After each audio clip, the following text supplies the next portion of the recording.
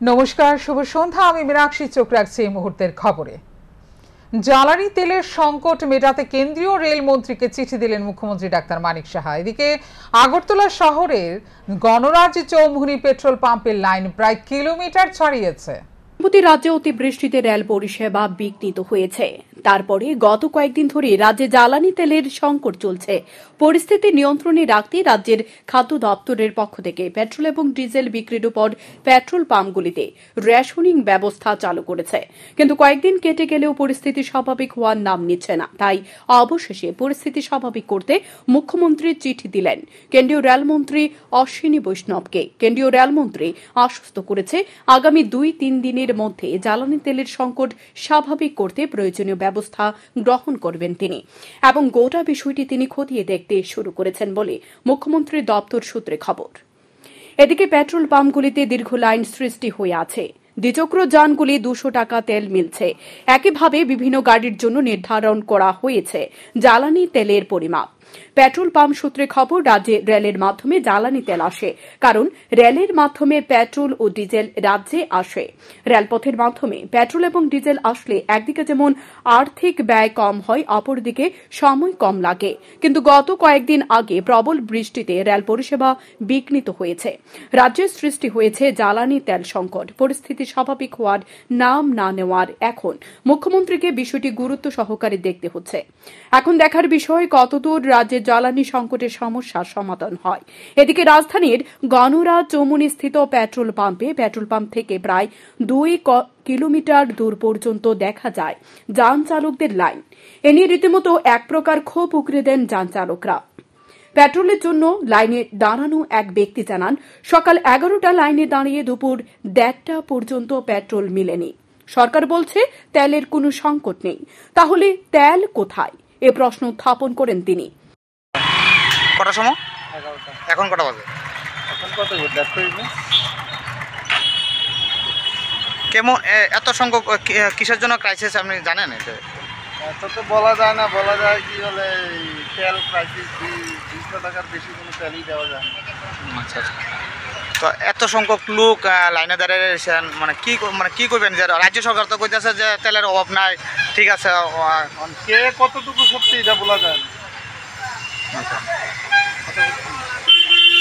কি মালিক কতটুকু, সরকার তো বলছে যে অ্যাভেলেবেল তেল কোথায়?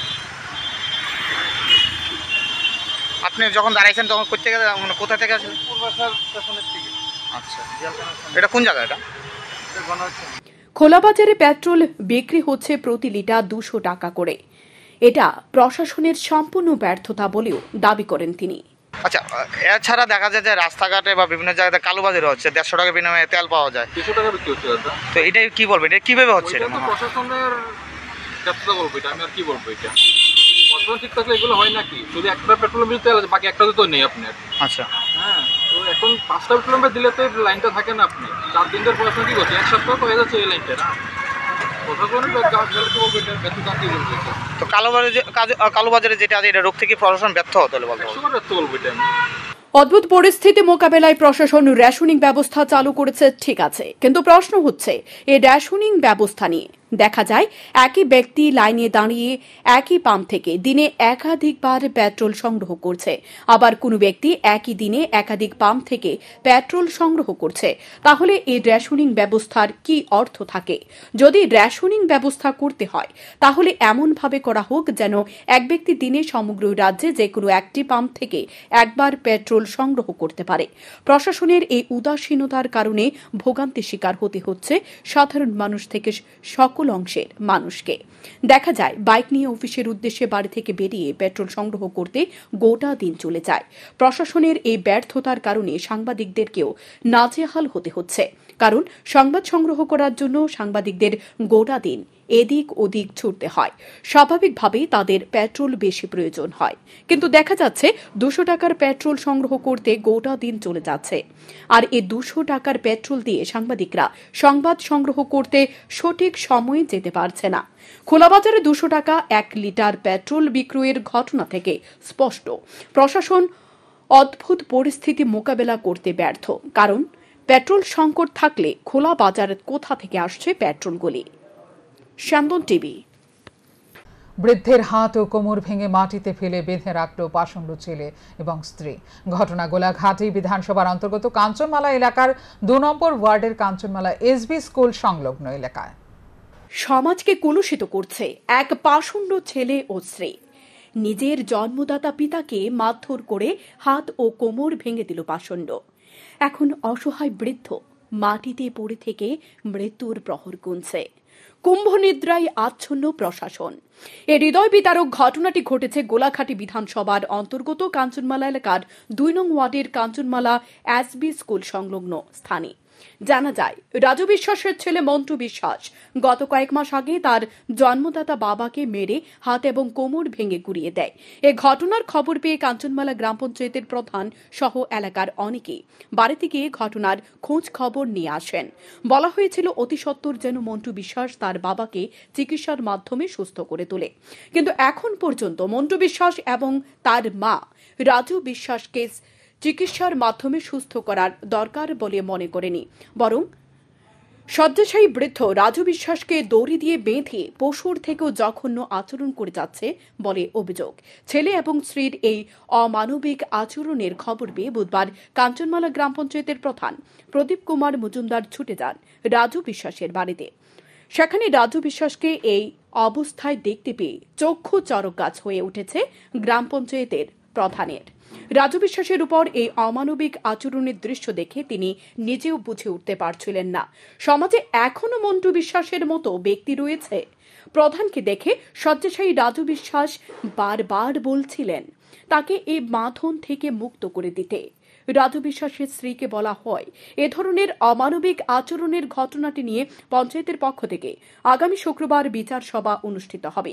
এদিন প্রধান প্রদীপ কুমার মজুমদার সাংবাদিকদের জানিয়েছে, রাজু বিশ্বাসের সাথে ছেলে এবং স্ত্রী যে এ ধরনের আচরণ করেছে সেটা মানবাধিকার লঙ্ঘন করা হচ্ছে। কোনো মানুষের সাথে এ ধরনের আচরণ করা কোনোভাবে মেনে নেওয়া যাবে না। এ ঘটনা এলাকার জানাজানি হতেই এলাকার লোকজনদের পক্ষ থেকে দাবি উঠছে, প্রশাসনের কাছে যদি এমন কোনো আইনি ব্যবস্থা থেকে থাকে তাহলে খুব শীঘ্রই যেন প্রশাসন মন্টু বিশ্বাস এবং তার মায়ের বিরুদ্ধে আইনগত কঠোর ব্যবস্থা গ্রহণ করে। দাদা, আপনি এখানে আজকে কি উদ্দেশ্যে আসা? আমি এখানে একটা উদ্দেশ্য আছে, আমি কাঞ্চনমালা গ্রাম পঞ্চায়েতের প্রধান প্রদীপ কুমার মজুমদার। আজকে কয়েকদিন যাবত আমি একটা খবর পাইতেছি যে আমি এর আগেও আইয়া দীক্ষা গেছি। এটা তো আমরা কর্তব্যের মধ্যে পড়ে, দায়িত্বের মধ্যে পড়ে। তো আমরা এর আগে তাই ছেলে তাই মার দূর করছে, হাত ভেঙে লাইছে, আমরা দীক্ষা গেছি এবং বুঝাই টুজাই কয়েছে চিকিৎসা করো, যেটাই করছো ভুল করছো, এমন কাম করাটা ঠিক না মা বাপের উপরে। এরপর দিয়া এই কয়েকদিন আগে বাজার বন্ধুরা আমার জানাইতেছে যে আমরা এই এলাকার লোকই, এ গ্রামেরই লোক, তারা জানাইতেছে যে হের বাবার নাকি কোনো অবস্ত্র অবস্থা আছে, কোমরের মধ্যে দড়ি দিয়া বাইন্দা ফেলাই রাখছে। তো এই আপনি একটু গিয়া প্রধান হিসেবে দেখেন গিয়া ঘটনাটা কি অবস্থা। তখন এই কথা কোয়াতে তখন আমি আজকে আইলাম আর কি, আয়াসিরা আমি হেরে দেখলাম এই অবস্থা। কি বলবেন এই বিষয়টা নিয়ে? এই বিষয়টা নিয়ে কি বলার, আজকে তাই 2 ছেলে আছে, মেয়েটি আছে। আজকে এইভাবে যদি আজকে ছেলে মেয়ে থাকাকালীন যদি এই অবস্থা তাই শেষ পর্যায়ে যদি এই ধরনের দুর্দশাগ্রস্ত থাকেন লাগে, তাহলে ছেলে মেয়েরে আমরা যে ছোটো থেকে বড় করলাম, পাললাম, ধরলাম, এইভাবে করলাম, এটা তো কোনো মানে থাকে না। এটা তো মানবাধিকার লঙ্ঘনে বাইরে পড়ে কৃষ্টি। মানে আপনারা পঞ্চায়েতের তরফ থেকে কোনো উদ্যোগ নেওয়া? পঞ্চায়েতের তরফ থেকে আজকে আমরা এই সিদ্ধান্ত যে আমরা আগামী শুক্রবার দিন তাদের তাই ওনার ছেলে মেয়ে সবাই লইয়া বমু, দুপুর 12টার সময় বই আসে কি করা যায়। এই ব্যাপারে তো একটা লোক বাস্তবিক করতে পারে না, সে লোকটা কথা কইতে পারে, খাইতেও পারে, সব কিছু করতে পারে, তাহলে এই লোকটার এইভাবে থাকাটা তো এটা অবাঞ্ছনীয়। তার জন্য আমরা তাদের সাথে কথাবার্তা কইয়া কি ব্যবস্থা নেওয়া যায় আমরা এটা করুম আর কি, আগামী শুক্রবার 12টা। কত নম্বর ওয়ার্ড এটা হইলো আমরা কাঞ্চনমালা পঞ্চায়েতের 2 নম্বর ওয়ার্ড। এলাকাবাসীর অভিযোগ, এই সমাজে এই ধরনের জঘন্যতম ঘটনা কোনোভাবে বরদাস্ত করা যাবে না। তবে খবরের মাধ্যমে বিষয়টি প্রকাশ্যে আসার পর প্রশাসনের পক্ষ থেকে কি ব্যবস্থা গ্রহণ করা হয় তাই এখন দেখার বিষয়। শান্তন টিভি। পানীয় জল ও বিদ্যুতের দাবিতে সোনামুড়া বক্সনগর সড়ক অবরোধ ভুক্তভোগীদের। ঘটনার বিবরণে জানা যায়, সোনামুড়া মহকুমার এনসি নগর উত্তরপাড়া এলাকার বিদ্যুতের ট্রান্সফরমারটি দীর্ঘ 6 মাস পূর্বে বিকল হয়ে যায়। তারপর অন্য একটি ট্রান্সফরমার থেকে এলাকায় বিদ্যুৎ সংযোগ প্রদান করা হয়। কিন্তু বিগত 10 থেকে 12 দিন পূর্বে এলাকার বিদ্যুৎ পরিষেবা মুখ থুবড়ে পড়ে। এলাকায় বিদ্যুৎ না থাকার ফলে এলাকাবাসীরা পাচ্ছে না পানীয় জলও। তাই এক প্রকার বাধ্য হয়ে এলাকার লোকজন বুধবার সকালে সোনামুড়া বক্সনগর সড়ক অবরোধ করে। সড়ক অবরোধকারী এক ব্যক্তি জানান, এলাকার বিদ্যুৎ পরিষেবা স্বাভাবিক করার জন্য তাঁরা বহুবার দাবি জানিয়েছেন। বিদ্যুৎ দপ্তরের কর্মীরা এলাকায় আসলে এলাকাবাসীদের জানিয়ে যায় বিদ্যুৎ নিগম অফিসে যাওয়ার জন্য। অফিসে যাওয়ার পর আধিকারিকরা জানিয়ে দেন এলাকার বিদ্যুৎ পরিষেবা স্বাভাবিক হয়ে যাবে। শেষ পর্যন্ত বিদ্যুৎ নিগমের কর্মীরা এলাকাবাসীদের জানিয়ে দেন তাদের এলাকার ট্রান্সফরমারটি বিকল হয়ে গেছে, এটা পরিবর্তন করতে হবে। তাই এদিন তারা বাধ্য হয়ে সড়ক অবরোধে সামিল হয়েছেন। মূলত সমস্যাটা কি থাকো? কমপক্ষে 6 মাস যে ট্রান্সমিটার নষ্ট, যে একটা লাইন এটা বাদ হয়ে গেছে, এরপরে বলছে যে এটা পাল্টা দিব। অফিসের স্টাফ আসলে বলে তোমরা অফিসে যাও না কেন, অফিসে গেলে ঠিক করে দিব। এরপরে স্টাফ বলতে আছে যে তোমরা দরকার রাস্তা অবরোধ করো। আমরা বলতে আছি, তোমরা বলতে আছো তাহলে কাজ যেতে হইতে আছে না, আমরা কি করবো? আমরা এটা কাজ আর হইতো না, এটা ট্রান্সমিটার পাল্টা দিয়ে। আজকে 6 মাস আমরা কষ্ট পাইতেছি। আজকে 10-12 দিন আমাদের একবারে কারেন্ট পুরে ডিস্টার্ব, কারেন্ট পাইতেছি না, পানি পাইতেছি এখনো নাই বর্তমানে। যান দুর্ঘটনায় মৃত্যুর সাথে পাঞ্জা লড়ছে 5 বছর বয়সী শিশুকন্যা। ঘটনা আমতলী মধ্যপাড়া এলাকায়। আহত শিশুকন্যার নাম আরশি সরকার। পিতা প্রসেনজিৎ সরকার জানান, আরশি সরকার রাস্তা অতিক্রম করার সময় দৌড় দেওয়ায় একটি মারুতি গাড়ি তাকে ধাক্কা দিয়ে পালিয়ে যায়। পরবর্তী সময় তাকে উদ্ধার করে নিয়ে যাওয়া হয় হাপানিয়া হাসপাতালে। হাপানিয়া হাসপাতাল থেকে রেফার করা হয়েছে জিবি হাসপাতালে। জিবি হাসপাতালে নিয়ে আসার পর বর্তমানে মৃত্যুর সঙ্গে পাঞ্জা লড়ছে 5 বছর বয়সী শিশুকন্যাটি। তাদের বাড়ি আমতলী মধ্যপাড়া এলাকা। এলাকাবাসী গাড়িতে আটক করতে পারেনি গাড়িটিকে। চিকিৎসক জানিয়েছেন বর্তমানে 50% বাচ্চার সম্ভাবনা রয়েছে এই ছোট্ট আরশির বাঁচার। আমি বাড়ি থেকে বাইরেছি, কাজ করতাম, যখন আমি রাস্তার হিপাশে গেছি তখন মেয়ে দৌড় দিয়েছে, আইয়া গাড়ি বাড়ি দিছে। কি গাড়ি আসলো? উল্টো আসলো। আচ্ছা, ঘটনাটা কোন জায়গাতে হয়েছে? ঘটনাটা হয়েছে আমতলী মধ্যপাড়া। প্রথমে কে দেখছে বিষয়টা? ঘটনাটা আমি দেখছি। তারপর কোন তারপরে হাসপাতাল? আমার মা এসে, তারপর পাড়া প্রতিবেশী এসে। প্রথমে কোন হাসপাতাল দিছে? প্রথম হাবানিয়া, তারপর এরপরে এখানে আনছি, রেফার করে দিছে। এখন মেয়ের অবস্থা কিরকম? এখন ক্রিটিক্যাল, ডাক্তার বলছে 50-50। রাজ্যে কৃষকদের বর্তমান পরিস্থিতি নিয়ে উদ্বেগ প্রকাশ করলেন সারা ভারত কৃষক সভা রাজ্য কমিটির সম্পাদক পবিত্র কর। তিনি বলেন, মানুষ প্রচন্ড অভাব অনটনের শিকার হয়ে আছে গত 3 থেকে 4 মাস ধরে।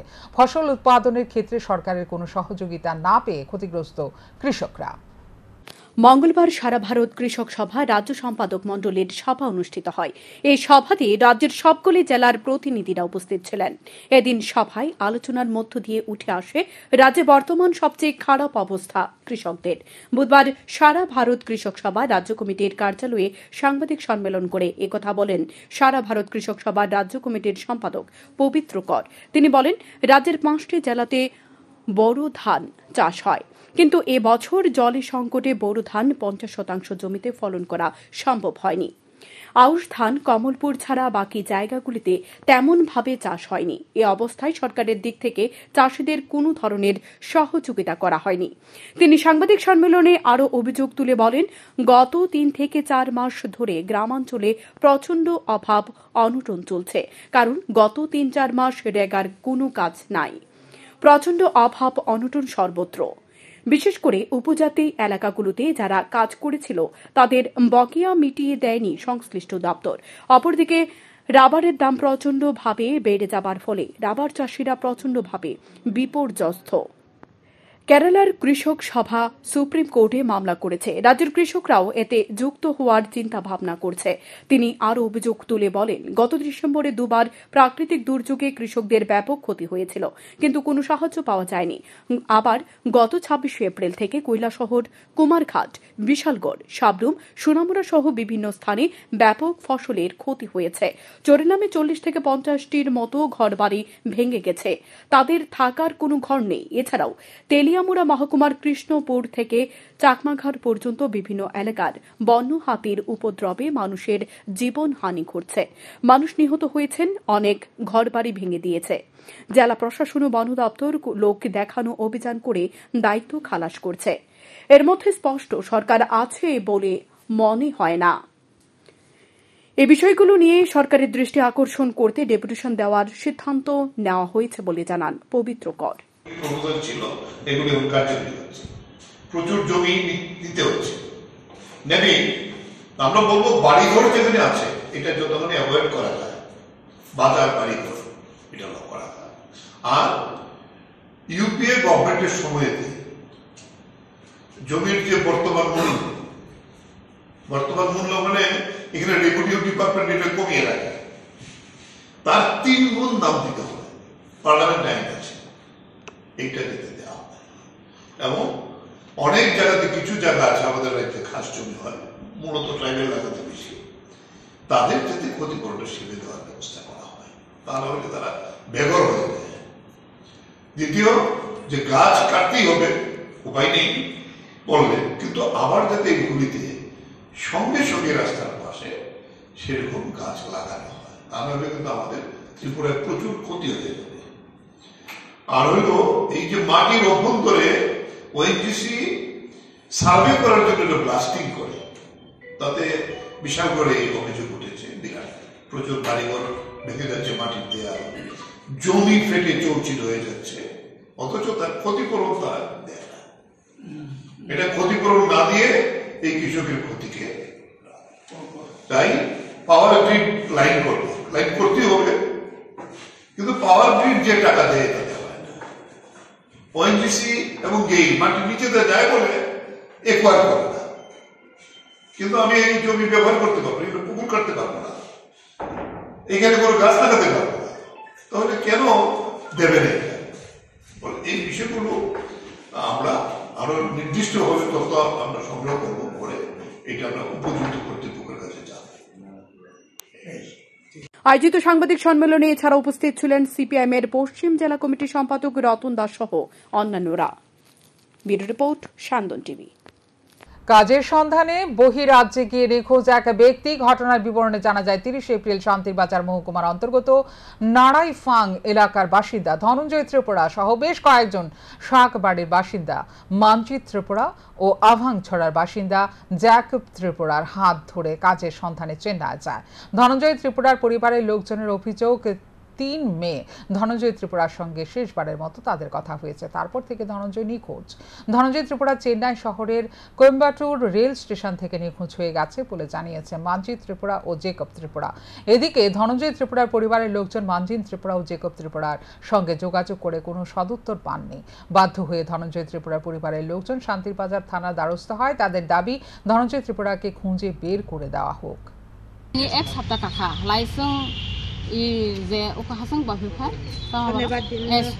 শনিবার দিন হলাই কামাহা কামাগাই হলাই দিফরাসং রেজাল্ট মানহা কামাজাखनि खबर मानहा कामाजान खबर मानै हलाई बुनु संखौहा जे सिटिलांनाय एजेन्ट न मानजिनो संखौहा आइ मानजि नों ता चिनि ब्रक जे कामाजा खनो सि ब्रक ताकता मांनायलायनि सोंमाने बु सागो बासै नों चिन्ता ताकालायदि सिब्रक खाने लेबा आराहिनि सागा हलाय ताकता कंपनी मालिक रां 40,000 गय पुलिसनो सांग्रैतों पुलिस सांग्रैतों आ बिनि फटो 40,000 फटो साइनबो माने सेकेन्ड सिजन थाबैतनाय आराहिनि सा 2 दिन बा 3 दिन बिसिङा मानाय लेबा सिब्रकना आराहिनि सागा। ত্রিপুরা ল ক্লার্কস অ্যাসোসিয়েশন 55তম প্রতিষ্ঠা দিবস উপলক্ষে এক সভার আয়োজন করা হয়। উপস্থিত ছিলেন ডিস্ট্রিক্ট জাজ শুভাশিস শর্মা রায়, সিজিএম সৈকত দাস, সভাপতি মৃণাল কান্তি বিশ্বাস, ত্রিপুরা বার অ্যাসোসিয়েশনের সম্পাদক কৌশিক ইন্দু সহ অন্যান্যরা উপস্থিত। আইনজীবী মৃণাল কান্তি বিশ্বাস দাবি করেন রাজ্যের ল ক্লার্কসদের বর্তমানে সুসময় চলছে না, কারণ তাদের আর্থিক সমস্যা হচ্ছে। এর পেছনে মূলত কারণ হলো ব্যবসার প্রসার কমে গেছে, আদালত চত্বরে বহু ল ক্লার্ক হয়ে গেছে।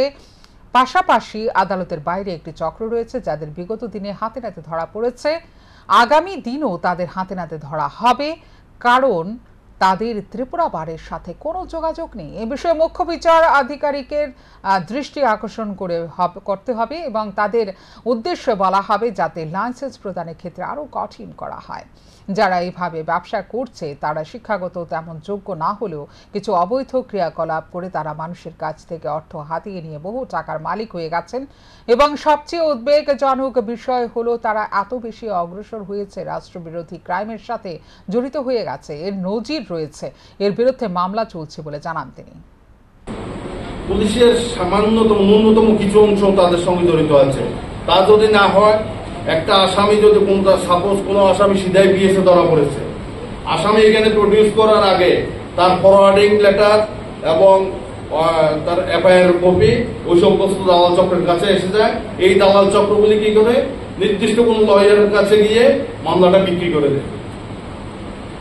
ক্লায়েন্ট জানানো উকিলকে, ক্লায়েন্টকে যদি জিজ্ঞেস করে আপনার উকিলকে XYZ ওই দালাল চক্রের তাদের নাম বলে।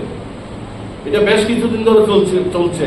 আমরা যথেষ্ট চেষ্টা করেছি, এই সংস্থার সদস্যদের নিয়েও আমরা অগ্রসর হয়েছি।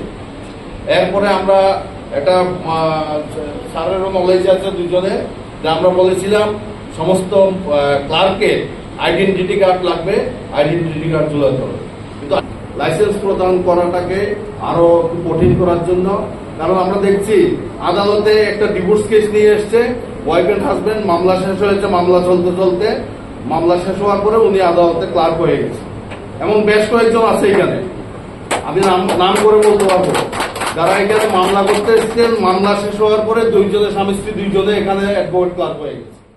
এমন বেশ কয়েকজন ক্লার্ক আছে পুলিশ কোর্টের সামনে, যাদেরকে যদি আমি বলি তুমি আজকে আদালতের উকিল বাবু আসবে না, ওনার হয়ে মামলা চালানোর জন্য একটা দরখাস্ত লেখো, সে পারবে না। কোন ধারাতে কি দরখাস্ত লিখবে সেটা পারবে না। ওনার পকেটে কলম আছে, কিন্তু উনি 2 লাইন একটা দরখাস্ত লিখতে পারে না। অথচ আর্থিকভাবে এইখানে প্রফেশন করে উনি অনেক উকিল বাবু থেকে, মুড়ি বাবু থেকে অনেক স্বাবলম্বী হয়ে গেছেন। এরকম নজির এখানে আছে। রাজ্যব্যাপী কবিগুরু রবীন্দ্রনাথ ঠাকুরের জন্মজয়ন্তী অনুষ্ঠিত হয় বুধবার। এদিন ধর্মনগর বিবেকানন্দ সার্ধশতবার্ষিকী ভবনেও জন্মজয়ন্তীর আয়োজন করা হয়। প্রধান অতিথি হিসেবে উপস্থিত ছিলেন শিক্ষা দপ্তরের আধিকারিক রেবেল হেমেন্দ্র কুমার, উত্তর জেলার জেলা শাসক দিবপ্রিয় বর্ধন, মহকুমা শাসক শ্যামজয় জমাতিয়া, উত্তর জেলার শিক্ষা দপ্তরের অধিকর্তা দিলীপ দেববর্মা সহ অন্যান্যরা। শিক্ষা দপ্তরের আধিকারিক রেবেল হেমেন্দ্র কুমার জানান, ভারত বাংলাদেশে 2 দেশের জাতীয় সঙ্গীতের সৃষ্টিকর্তা কবিগুরু রবীন্দ্রনাথ ঠাকুর। তিনি একজন মহান গায়ক, সাহিত্যিক, কবি, সর্বোপরি একজন বিশিষ্ট ব্যক্তির সান্নিধ্য ওনাকে ছাড়া কল্পনা করা যায় না। আমরা কবিগুরু বলে থাকি, কিন্তু আমরা যদি দেখি ওনার রচনা, ওনার কাব্য, ওনার উপন্যাস, ওনার নাটক, ওনার যে বিভিন্ন ধরনের লেখনী, ওনার যে ওয়ার্ল্ড ভিউ, আমরা যদি দেখি ইভেন আমাদের যে স্বাধীনতা সংগ্রামে যে বিভিন্ন ধরনের যে থিম, বিভিন্ন ধরনের দেশাত্মবোধ, দেশমাতৃকার সম্বন্ধে যে সমস্ত কিছু করার, মানুষের জন্য কিছু করার যে ধরনের উৎসাহ উনি প্রদান করতেন, সেই সমস্ত দিকে আমাদের বিভিন্ন ধরনের যারা সংস্কৃতির সাথে যুক্ত তারা উদ্বুদ্ধ হয়েছে, ওনাদের ওই প্রেরণা জুগিয়েছিলেন। আমরা যদি দেখি ওনার যে ধরনের খ্যাতি এখন সারা বিশ্বে আছে, সেটা হচ্ছে ওনার যে এই ধরনের ওনার প্রতিভা বিভিন্ন দিকে, শুধু একদিকে না। কারণ আমরা দেখতে পাই ওনার রচনার মাধ্যমে উনি যে সৃষ্টি করে গেছেন, আমরা হয়তো সারা জীবন পড়ে গেলেও সেটা শেষ করতে পারব না। তো এটাই আমাদেরকে বুঝতে হবে যে উনি যে সময়ে উনি এই সমস্ত জিনিস লিখে গেছেন, ভারতের যে কোনো ধরনের যে ডাইমেনশন, যে ধরনের চিন্তাধারা, সব কিছু ওনার লেখনের মধ্যে প্রকাশ পেয়েছে, ওনার কবিতার মাধ্যমে, ওনার রচনার মাধ্যমে। 21 জুন 10তম আন্তর্জাতিক যোগা দিবসকে সামনে রেখে এগিয়ে চলো সংঘ যোগা কোচিং সেন্টার ও পশ্চিম জেলা যোগা অ্যাসোসিয়েশনের যৌথ উদ্যোগে যোগা শিবিরের আয়োজন করা হয়। 10 দিন ব্যাপী যোগা শিবির হবে। এগিয়ে চলো সংঘের গৃহে শিবিরে 30 জন মহিলা অংশগ্রহণ করেছে বলে জানান উদ্যোক্তারা।